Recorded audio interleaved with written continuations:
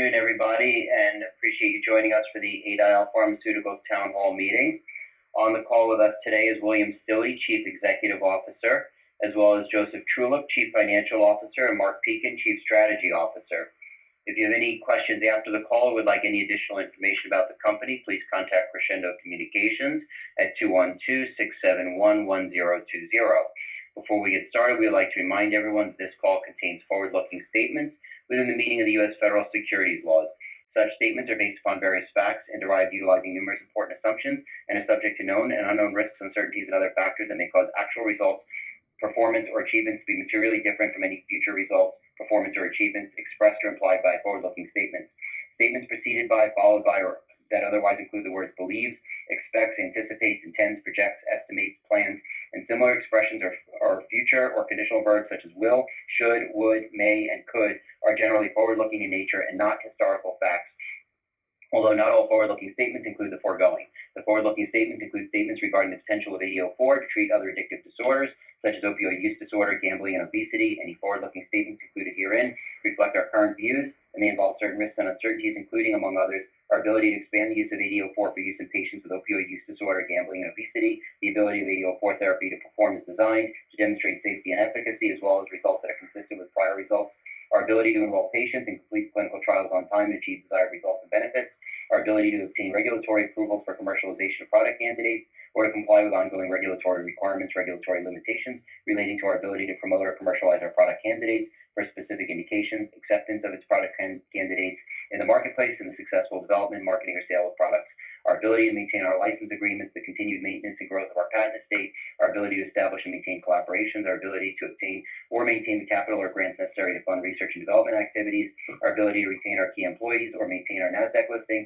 and other forward-looking statements. These risks should not be construed as exhaustive and should be read together with other cautionary statements included in our annual report on Form 10-K for the year ended December 31st, 2019, and subsequent quarterly reports on Form 10-Q, our current reports on Form 8-K, and other documents filed with the Securities and Exchange Commission. Any forward-looking statements speak only the date on which it was initially made. We undertake no obligation to publicly update or revise any forward-looking statement, whether as a result of new information, future events, changed circumstances, or otherwise unless required by law. With that, we'll now turn the call over to William Stilley, Chief Executive Officer. Please proceed, Bill. Yeah, thank you, David, and thank you to everyone for joining us today. This town hall was scheduled as we received a number of inquiries from our valued shareholders, all of you, about the progress we were making in the expansion of our pharmaceutical pipeline, and given the significant increase in the scope of our business over the past several months. Before we open up the line, and I am looking forward to taking questions and engaging in dialogue, I would like to take an opportunity to discuss a few of the following things with you. First, our landward onward pivotal phase 3 trial of AD04 for alcohol use disorder, give you an update there. Completion of a large manufacturing run of AD04 as we position the product for commercialization with the assumption that the onward trial will demonstrate the effectiveness of AD04. Expansion of the company, including more about our recent acquisition of Pernivate and the growth of the Adial team. Our recent management-led above-market financing at $3 a share. Our plans to acquire additional addiction-related products as we expand our commercial infrastructure and capabilities, updates on our plans to file a fast track with the FDA, particularly given the dramatic increase in addiction during the COVID-19 pandemic. So I'll start with an update on the ongoing onward pivotal phase 3 trial to test our lead product, AD04, and a reminder it's for alcohol use disorder in genetically targeted patients. The onward trial is being conducted in 7 European countries, and we expect with a successful outcome that it would serve as a basis for approval in both the U.S. and Europe. On February 25th, we announced that we had achieved 50% enrollment in the onward trial, and today, exactly 3 weeks later, I'm pleased to let you know that the onward trial is now nearly 60% enrolled. Thus far, the trial appears to also confirm our previous data that approximately 1/3 of the people seeking treatment have the genetics to be treatable with AD04. So as the onward trial progresses, Adial is preparing for the next steps, which will be driven by the data of the trial, of course. One of the most important things to ensure as a drug proceeds expeditiously is to get ahead of the manufacturing challenges. It's something we've just recently seen with Pfizer and Moderna as they were planning their vaccines. Because of our confidence in AD04's progress and the outlook once it's approved, we are determined to invest in further scaling up the manufacturing batch, or we determined to scale up the manufacturing batch size. And I'm pleased to announce that we successfully completed tablet manufacturing of 1.25 million active tablets and 1.25 million tablets of placebo. And this is a 250% increase over our previous batch size. This should provide us enough clinical trial material for any studies the FDA may require either prior to approval or in support of the launch. Additionally, this increased batch size was determined important due to the significant demand we project for AD04, assuming approval. It reduces the time, the cost of production, and increases the production capacity. So this is, as I mentioned before, particularly important given that we are pursuing the fast track designation with the FDA, and we will file the application this month. Dr. Jack Wright is still leading that effort. Now, turning to our recent acquisition of Pernivate, we have fully integrated the company, and it is working smoothly. It has a pipeline of adenosine analogs, which we are extremely excited to now have on board and in-house. It has a strong medicinal chemistry capability, including that as part of the acquisition, we acquired 4,000 square feet of leased laboratory and office space, which includes HPLC and LCMS capabilities. That's higher-end liquid chromatography mass spectrometry capability for those of you that I threw out some acronyms you might not have known. Now, Dr. Thompson is one of the world's leading adenosine chemists, having trained under Dr. Ray Olson, who's one of the fathers of adenosine chemistry at the University of Florida in the 1980s. And he has primarily worked in the adenosine field since that time. So Pernivate's lead product that Adial intends to develop internally is AD5030 as a non-opioid treatment for pain. As most of us know, caffeine is used for pain in such drugs as Anacin and Excedrin. It's been well documented to have involvement in pain. Caffeine is a non-potent, that means weak, non-selective adenosine compound. And due to its lack of selectivity, it has side effects in the brain, such as wakefulness and cardiovascular effects and gastrointestinal effects that limit its ability to be dosed high enough to achieve the therapeutic effects in other indications. With AD5030, we have a compound we believe will achieve the promised pain effects without the side effects that have limited other products, and that it has the pharmacokinetic properties to make an efficacious drug targeted at the huge unmet medical need of non-opioid pain. And as one of the targets that I refer to as non-opioid pain is targeting the supply side of addiction. By stopping the addiction from occurring in the first place, this drug could serve as a safe alternative to opioid pain medications and reduce addictions. Now, other compounds in Pernivate, and this is also an exciting thing, will be targeted to treat cancer, asthma, diabetes, Parkinson's disease, inflammatory diseases such as arthritis, infectious disease, and organ donation, all of which are well documented to be affected by adenosine analogs. Up to this point, however, compounds with the right characteristics to achieve the effects and the safety have so far been elusive. Despite this, there's a number of companies out there still even today pursuing it, and market caps of those companies are quite significant for some.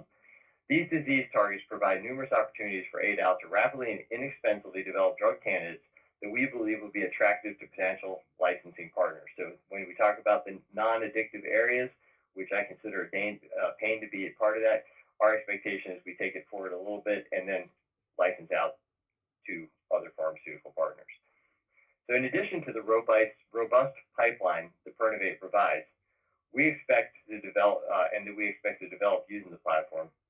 I want to note that there are some other assets we acquired with the Pernivate acquisition. And due to his previous work, Dr. Thompson was able to assemble important assets for use in rapidly developing adenosine analog compounds. And we think this gives us a strategic advantage and a competitive advantage. In addition to a fully functional laboratory, we required a robust library of adenosine compounds, including critical intermediate compounds. Also some purification technology. And with this, we think that gives us the ability, under purchase accounting, to recognize a one-time gain that we think will be significant to the company and will enhance the combined company's balance sheets. As we continue to strengthen our position in a number of ways, we also have established access to capital on terms that we believe is beneficial to our shareholders through our relationship with Keystone Capital. they have represented to us, they have a strong desire to support the company well into the future.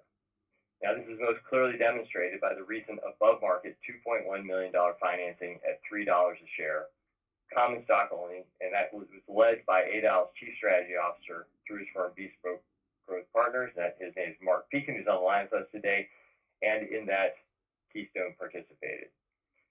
We truly appreciate the strong support of our shareholders, these shareholders in particular, as well as the management and board of the executives that participated in the above-market financing, and truly believe this is further validation that we are on the right path.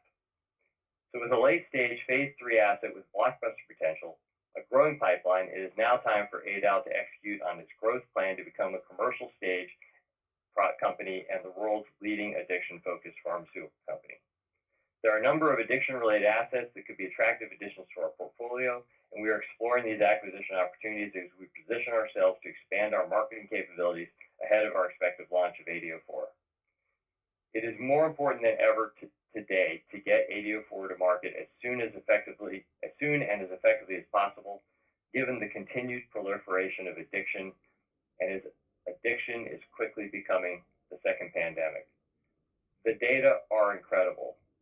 Bars are closed and parties are not allowed, but the NIH still reports drinking is up 34% in 2020. Locally, we recently had an emergency room say that the number of opioid cases has increased 10 times since 2019. These factors serve as one of the premises for our continuing communication with the FDA around fast track related to alcohol use disorder and drives us forward as far as finding other addiction assets. As we mentioned in our recent announcement, based on our correspondence and consultation with the FDA and following our expedited review filing in September, we believe there's a good likelihood that AD04 qualifies for fast track consideration, given how serious the condition is and the significant unmet medical needs. We are working with our regulatory counsel to advance our fast track submission, and led again by Dr. Reich, and we will provide further updates as soon as practical. To wrap up, I am more excited than ever about the outlook for the business. We're progressing onward the onward trial. We are expanding our focus on other addictions for AD04, including opioid use disorder, and a recent acquisition of Pernivate provides us a robust pipeline of therapeutic assets, giving us multiple shots on goal in very large addressable markets with unmet needs. So at this time, and mindful that this is a town hall format, we'd like to open up the line for questions from all of you, our valued shareholders.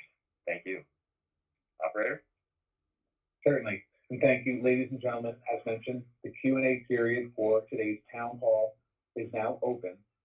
If you would like to ask a question, you may click on the Ask Question button on the left of your screen. Type your question into the box and hit the send button to submit your question. Once again, the Q&A period has begun. Please feel free to use the Ask Question button on the left of your screen. Thank you. At this time, we'll now read aloud some of the questions that are coming in. Our first question is, it was great to see insider participation in the recent financing above market. Can you break out how much came from insiders and any other color you can provide on the investment? Okay, thank you, David. And great question. We were excited about that recent financing.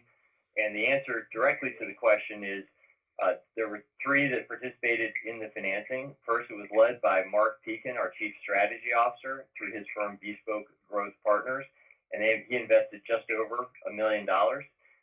James Newman, one of our board members, invested almost $100,000, and then Keystone Capital, who I mentioned, our financial supporter, also invested $1 million. And this was, in order to get us a little bit of capital and make sure that we had a strong position going forward. And, as far as the second part of that question regarding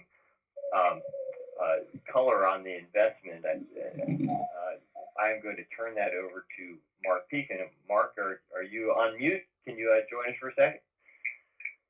Sure. Hello, everyone. I hope you can hear me. This is Mark Pekin, Chief Strategy Officer for Adial Pharmaceuticals. Pleasure to be on this call today. Well, having worked with Bill Stilley as part of the management team at Adial for several years, and seeing the progress, in my opinion, the common stock is trading at a significant discount to what my firm spoke, and of course, my personal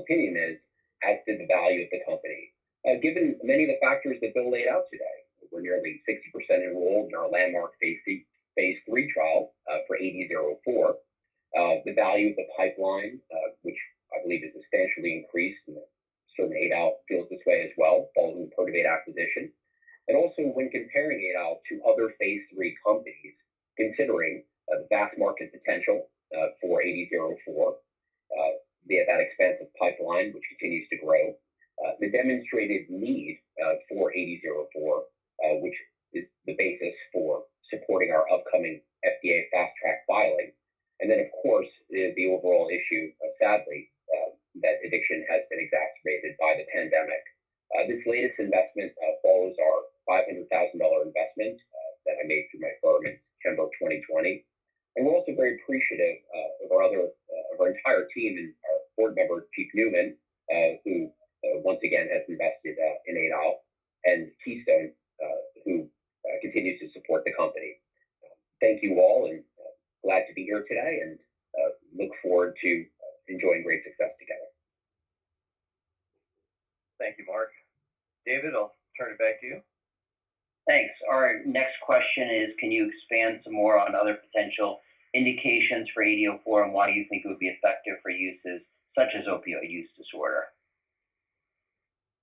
Yes, sure. So, based on the mechanism, and our drug is a serotonin 3 blocker, and it works upstream of dopamine. And this is a mechanism that's been known since the 1980s.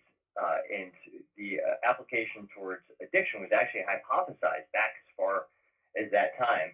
And so this is a mechanism for addiction that has been well documented and hypothesized. The problem was that in order to get an effect size large enough to warrant a phase 3 trial, it was the data that had come out of addiction studies was limited, showed effect, but it wasn't as strong as you would like for a phase 3 program.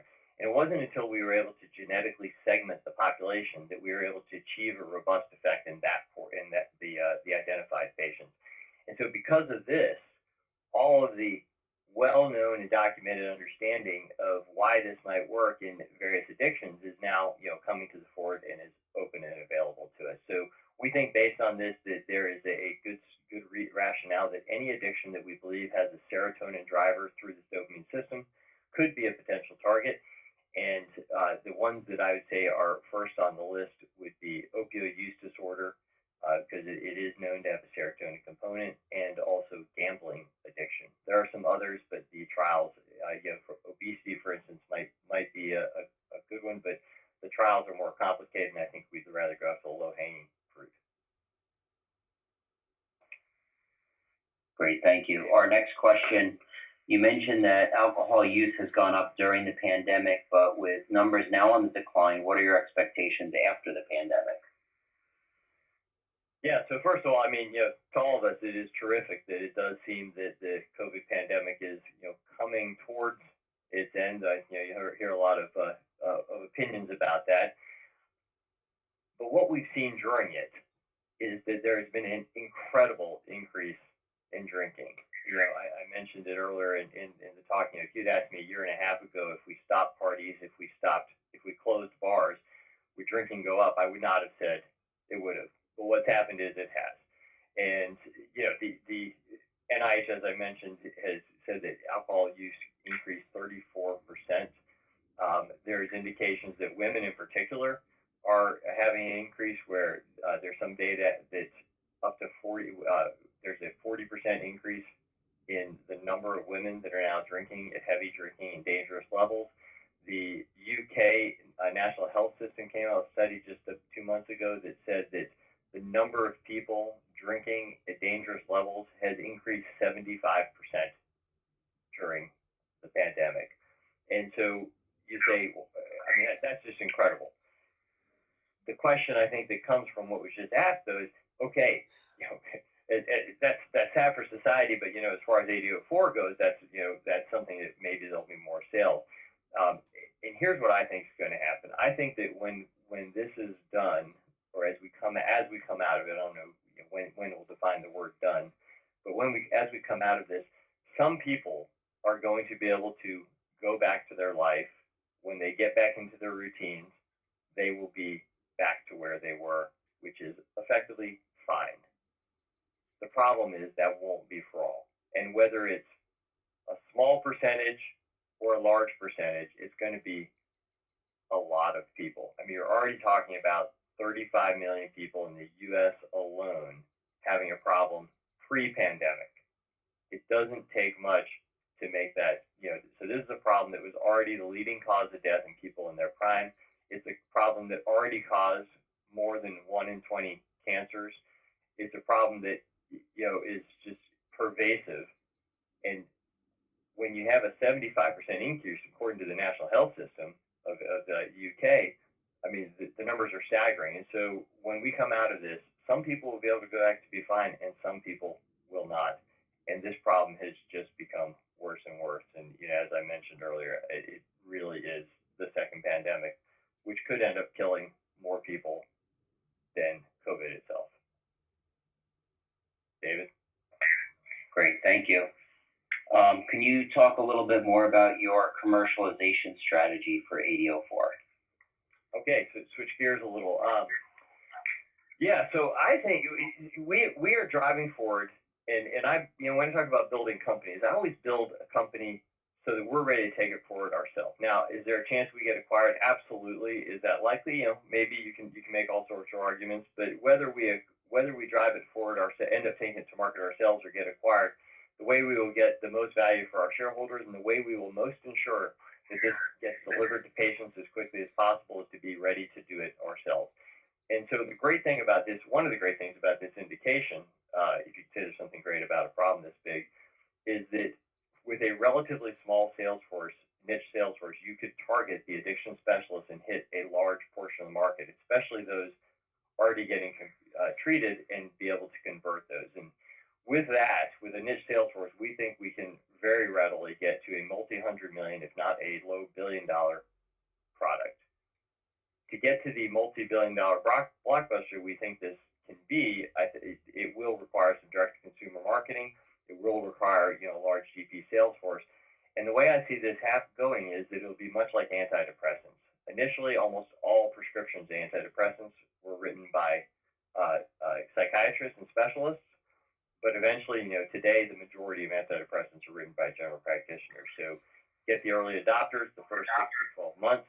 After that, you drive out and you go bigger. And so our strategy is to develop a niche commercial infrastructure capability in ADAL, and then use that to, put us in a good position both in negotiations and also make it so that we are actually ready to take this thing out to market as rapidly as possible.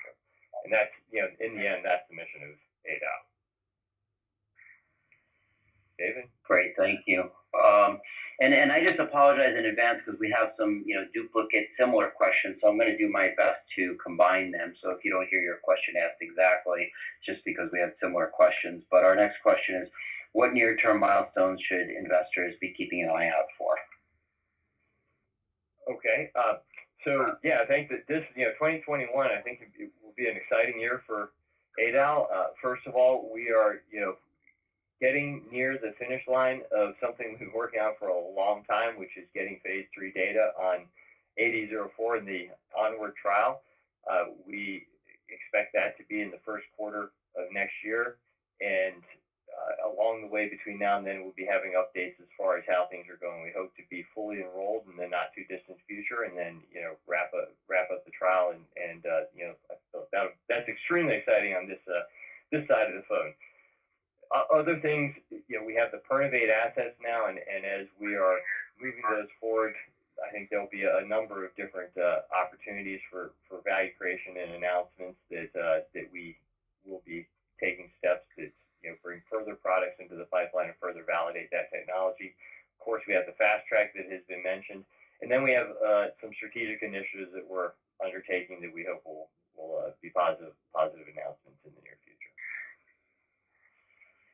Thank you. On a separate note, there's no way in this for somebody to do we don't have the follow-up capabilities. Apologize to everybody for that. We don't have the system. We don't have the follow-up capabilities right away. So anyway, but feel free. Yeah, if your question wasn't fully answered, you feel free to resubmit. Our next question is, can you provide an update on the COVID test program? Yes. So first of all, the main purpose of the COVID test program from the beginning was to help with the onward trial. I believe it is achieving that goal. Our dropout rate, and we've announced this, is just over 10%, which for an addiction study is actually pretty. I mean, that's well below our projected rates, and so we think that this might be something that's a part of that. We administer the test a couple points during the trial and provide it as an incentive. In a phase 3 trial, you're not allowed to provide financial incentives for people to attend.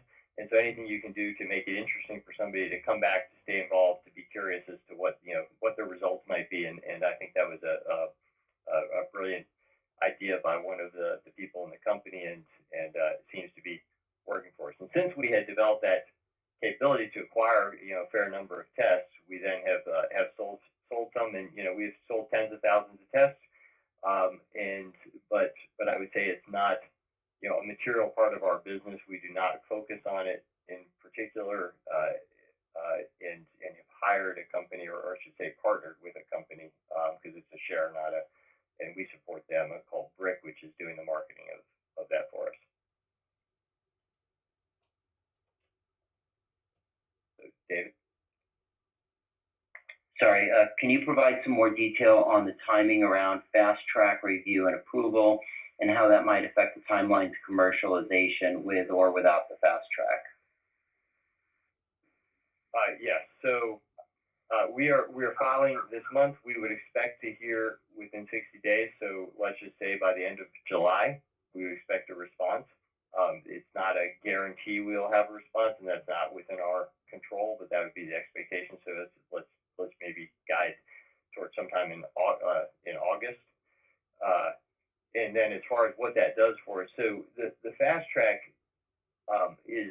would be useful because it would really put us on a track for potentially an accelerated approval. We currently have plans for additional trial before AD04 goes to market. We think with the safety that AD04 has demonstrated previously and in other indications, and what it seems to be doing in the current study, we have no drug-related SAEs in the current phase 3 at this point. And with that, we think we have a solid case for going for an accelerated approval. So that's the first, I'd say the stretch goal, and what we think is possible, but would be the exciting thing. And what the fast track does is it allows you to have multiple conversations with the FDA in a more collaborative way, to make that more likely. It doesn't prohibit it if you don't get it, but it makes it more likely, because then you can get better guidance. And then once you move past that, let's say you are not moving on the actual accelerated approval, you're moving just towards a regular approval. It still gives you the ability to have a more collaborative relationship with the FDA, and to get additional meetings that can allow you to negotiate endpoints, do some negotiations as you're looking at labeling and other things. So it could be very valuable to the company to have the fast track designation. Great, thank you. Our next question is, can you discuss further acquisition possibilities, or additional color on the types of the targets that you would be seeking to acquire, types of companies? Yeah, so at this point, we are looking at things that are so first of all, addiction focused and related. So that's really our targets, where we think we have some expertise, both developmental and regulatory and commercial. And then we are looking at products that are undermarketed due to their situation in the world. Whether it's part of a larger company that doesn't have that focus. The addiction space does have some nuances and specifics where you might not be able to throw the normal pharmaceutical marketing playbook at it and expect to have the same the results you might get with a cholesterol medication. And so we are looking at undermarketed products that we think we can take and have a significant difference in their current sales. Great, thank you. Our next question is Actually, Dave, before you on that, I'm just going to follow up.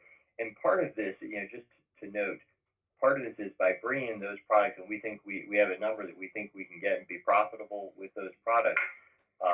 One of the other goals is to be developing that commercial infrastructure. So not only will it bring the commercial capability, the commercial strength, or the revenue and profit, which is where you want to eventually get to with the pharmaceutical company, but maybe just as important is creating that commercial infrastructure. So as we're getting ready for ABO4, we can take that out, and by bundling more than one product together, gain some synergies that allow us to grow them as a basket of goods rather than just as a single product. Great, thank you. Our next question is the Keystone Investment part of their $15 million commitment? So that's just a simple answer is no. That was on top of their $15 million commitment. It was kind of a one-off on top of that. But our expectation is that the relationship with Keystone is bigger than either of those two, either this recent pipe or the facility they've already put in place. Great, thank you. And our next question is, can you point to certain data in the phase 2 study that gives you confidence in the current phase 3 onward trial? Yeah, absolutely. And that's sort of one of the foundations here is that the phase 2 study showed significance in both its primary and secondary endpoints. The primary endpoint was severity of drinking measured in drinks per drinking day. And so patients in the trial went from 9.5 drinks on average when they drank down to 4 if they were on drug and part of the target genotype. It also showed significance, a p-value of 0.003, which is a very strong statistical significance. And then also in the secondary endpoint of frequency of drinking, which was measured in days of abstinence, again, a dramatic decrease in the days they were drinking. So they drank less often. By the way, they drank almost 50% less often, and when they drank almost 60% less. And the endpoint for the phase 3 is reduction of heavy drinking days. Now, first of all, I'll note a heavy drinking day is defined as 5 or more drinks in a day for a man, 4 or more drinks in a day for a woman. And the data are that almost all damage due to alcohol is due to these days. And so, you think about a guy, he drinks 1, 2, 3, 4 drinks. Yes, you should not be driving if you've had 4 drinks, but for the most part, those days are not going to cause problems. And it's right around that 5 threshold for males that things start to go south. It's where problems start to occur. And it's both what we'll call the drunk stupid thing problems, which is, fights, miss work, all the things that we go, the social, behavioral problems, but also the physical problems. That's when the blood levels get high enough that you get good tissue uptake. As I mentioned, it causes cancer. I mean, it's known to cause breast cancer, known to cause, of course, colon cancer, known to cause prostate cancer, known to cause ovarian cancer. And so you get this tissue uptake, which goes and at that point, alcohol is a toxin that is just wreaking havoc across the body. So if you can stop those heavy drinking days, that's important. And what the FDA, both the FDA and the European Medicines Authority, the European equivalent to the FDA, have said that they will base an approvable endpoint can be based on reduction of the heavy drinking days, or based on heavy drinking days. And so when we analyze the phase 2 data under that endpoint, the phase 2 is not powered for a binary endpoint like that, where each day is now binary. But the effect was robust enough that we actually achieved significant statistical significance. So when I look at that data and I say, we are now going to effectively triple the size of the trial, so the N is going up almost a little more than 3x relative to the phase 2 trial, can we demonstrate the same thing again with a bigger population size? And that you've got to feel confident about that. David? Great, thank you. Can you comment on the current trial design and how that would relate to both U.S. and EU approvals? Yes, sure. So the current trial design is actually the conduct of the trial is almost identical to the phase 2, and the conduct of the trial for what you need for an approval in both Europe and the U.S. is identical. And so the way you run the trial and the data you collect is the same. And so this trial should be usable in both. The difference between the two is how you analyze the data afterwards. And the FDA and currently the FDA and EMA have indicated that they want a slightly different analysis. And the analysis that the EMA has indicated in their guidances and otherwise is that they would like to see a reduction in the number of heavy drinking days and also reduction in total alcohol consumed. And really, the important if you have a reduction in heavy drinking days, it's hard not to have total alcohol consumed also. So the important endpoint is reduction in heavy drinking days. And so that's just like that analysis I said we did on the phase 2. We are trying to just replicate that. Now, the FDA has currently stated that what they want is a responder analysis. A responder analysis means that each patient is determined to be a success or failure. So if you think about the European analysis, the EMA's analysis, if a patient goes down in their number of you take the mean number of heavy drinking days you start out with, you compare that to you see where they end up, you compare that to the change in placebo, and you can determine if you have a success or not. With the FDA, they have stated they want patients to be either success or failures, and you count the number of patients that were successes relative to placebo, and that's how you determine whether you had success. And the definition of success that we negotiated with the FDA was no heavy drinking days in the last 2 months of the 6-month trial. So you get 4 months to sort of stabilize on drug, you measure the last 2 months, and if you have no heavy drinking days, you can drink every day or not drink, and you're a success. But if you go above the threshold, then you're considered a not success, and you have to do better than placebo. And I'll say, I think this is this endpoint potentially takes more patients to achieve, given the statistics of it with a binary by patient being a binary either success or failure, and it's actually a derivative of the EMA endpoint. And so the trial that as it currently is powered where we would expect to be successful against the EMA endpoint, and it is potential that the drug could be working, but we may not achieve success against the U.S. endpoint. But I think to us, as long as we get success against the EMA endpoint on this one, that would be a success, and we would then have conversations with the FDA. Though the probability is it'll be successful at both, assuming the drug works. But the way the trial's been designed, it would be expected for both. I think did that explain it, David? That's back to you. I feel like I want that follow-up question. So. Yeah, so I mean that feeds into one of the other questions. If you can talk a little bit about the potential for the second trial that may be required after the first trial. Yes. So and that's going to depend partially on whether we get the fast track or not, and whether we would then be eligible for the accelerated approval. And I would say in the end, it's always dependent on the strength of your data.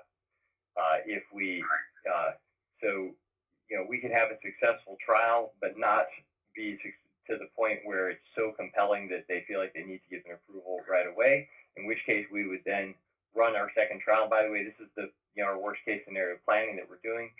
We would run a second trial to try to, as a confirmatory trial, to just replicate what happens in the first, and then move to approval. Our expectation with that one, if we have success in the first, we would move to a larger trial that would be across more countries, particularly we would move into the U.S., and that would allow us to more rapidly complete the trial. So we would move forward in a larger number of countries to try to replicate that first trial as quickly as possible. I think if we have, assuming the success in the first trial, that would be a major value inflection point for us, and I think there's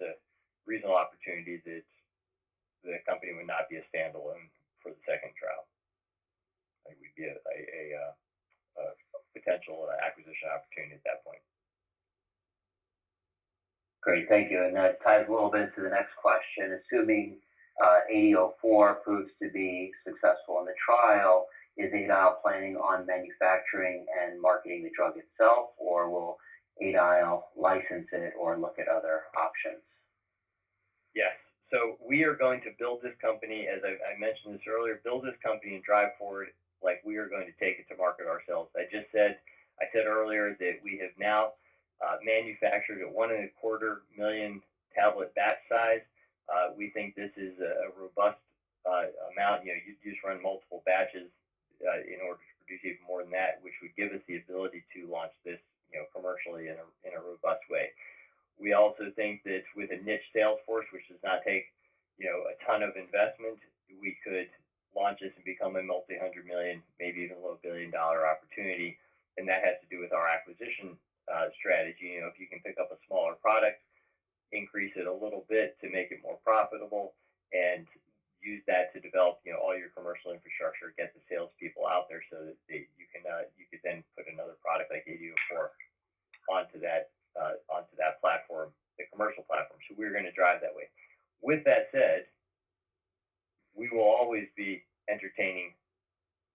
If at any point, we are always open to entertaining offers for strategic combinations or otherwise. And I'd say if you look at my history, that's something that has clearly been done. And I would say that as far as the commercial, taking it to market ourselves, the best way to be in a position to optimize the value for our shareholders with an acquirer is to be willing to do it yourself. Because the best competition, of course, what you want in any process, you want to have multiple bidders and that they're all afraid of each other, so they're all bidding up. But the single best competition is the ability to do it yourself. And so that's how you maximize value for our shareholders. And it's also the way that you make sure that the product gets out to market to those patients. I have just a strong and dedicated belief that our goal is getting the product out to the patients as rapidly as possible.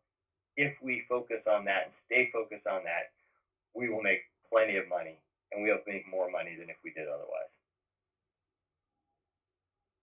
Great, thank you. And so what is your estimate of the size of the addressable market for alcohol use disorder? So when we do our analysis, and by the way, this is, I have to say, pre-COVID, we haven't yet adjusted the analysis upward.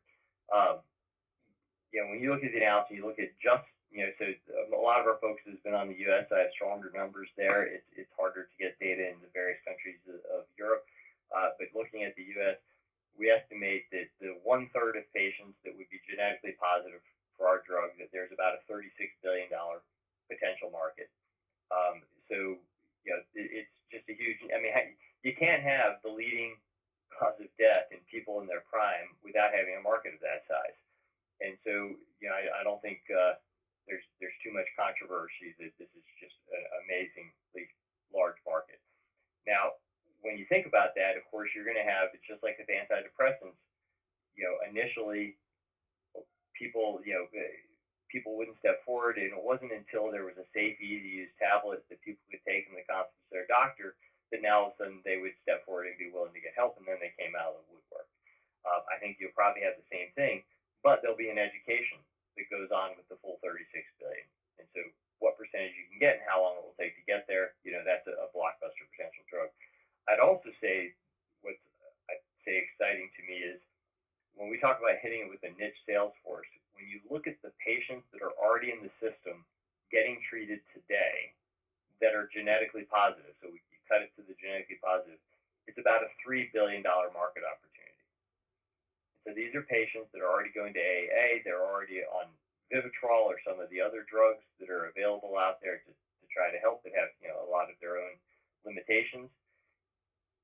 And that is a $3 billion potential. So if those people are willing to try, Vivitrol, which is a drug that helps a lot of people, but it's an 18-gauge needle, goes in both sides, goes in your backside. It's known as being extremely painful, and it has a number of side effects, including GI side effects, which are not particularly comfortable. If you're willing to do that and you learn there's a safe, easy-to-use tablet genetic, you got to get a genetic test to find out if it might be right for you. I think those people are much easier to target. So with the niche sales force, we can get to that, and I think that's where we get the multi-hundred million, low billion-dollar opportunity off of that group alone. And anything else out of the other 33 billion that we can achieve is just extra, and that's how we eventually get to a blockbuster. Great, thank you.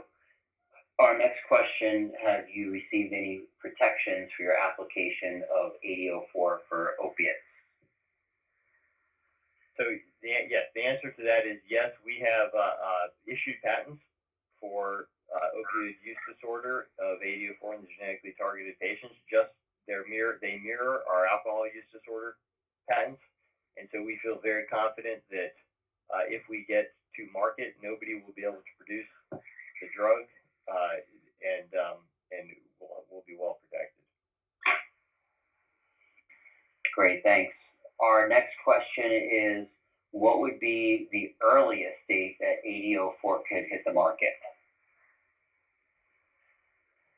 So there's a little bit of I'd say I pause for a moment just because you have a binary piece of whether or not we can qualify for accelerated approval. And I'd say at the moment we haven't even filed that application and we're not even preparing it. We do think that we meet a lot of criteria that could make it good for us, and it will depend on the data from the phase 3. And again, it's not just being successful, but you have to be compellingly successful to overcome the hurdles to allow you to do that. So I don't want to put too much weight on it. If that occurred, then we would have the possibility of launching in, I would say, in 2023. But if we have to run the second phase 3 trial, which is as we are currently planning, then I think 2024, and it would only achieve an extra year because some of the workup you'd have to do related to just filing the NDA, putting everything together, doesn't get shortened by that. So the 2020 or probably early 2023 in the one hand, late 2024 in the other. So almost approximately a 1.5 to 2 year difference. Great, thanks. And our next question is, do you anticipate any stock dilution? So here's the way I think about the world. First of all, there is ownership dilution, and then there is share price dilution. And to me, ownership dilution is not the most important thing. Share price dilution is extremely important, and to a large extent, I consider I'm being judged by my shareholders on what happens to the share price, and share price dilution is something we try to avoid, to the extent possible. And so if we are going and we do acquisitions that are accretive to the value of the company, then there will be ownership dilution. If we move forward and have a successful phase 3 trial, then we'll need more funding to do the second phase 3 trial, and there will be ownership dilution. However, the goal with both of those and anything else that we decide that we are going to invest in is that it will be share price accretive. So ownership dilution, share price accretive, I'll do those deals and try to do that every day, and I've been doing my job as a CEO. So, if we have the perfect acquisition, we raise some money, but the share price doubles when we're done, then that was a good acquisition. That was a good, I wouldn't say that's the sole judge of whether good, let's say, but because there is a long-term component to it, but that's the general idea. So our expectation is that we are on a path to do value creating moves, take value creating moves, and in some of those cases we would need additional capital to do that, and then we will have to raise the money, and hopefully it'll be share price accretive. Great. That concludes the questions. I would just note that if anybody missed any portion of this, there will be a replay available on our website. And so I will turn the call back over to you, Bill. All right. Well, Everybody, thank you. I think we are moving into an exciting time with Adial. Moving towards the end of our first phase 3, expanded our pipeline. Getting ready to become a more robust pharmaceutical company, and then have a plan to drive forward both AD04 with the regulatory moves that we are taking, and with the development of commercial capabilities. And I look forward to having, hopefully, your support. I thank you for your support so far, and thank you for attending today.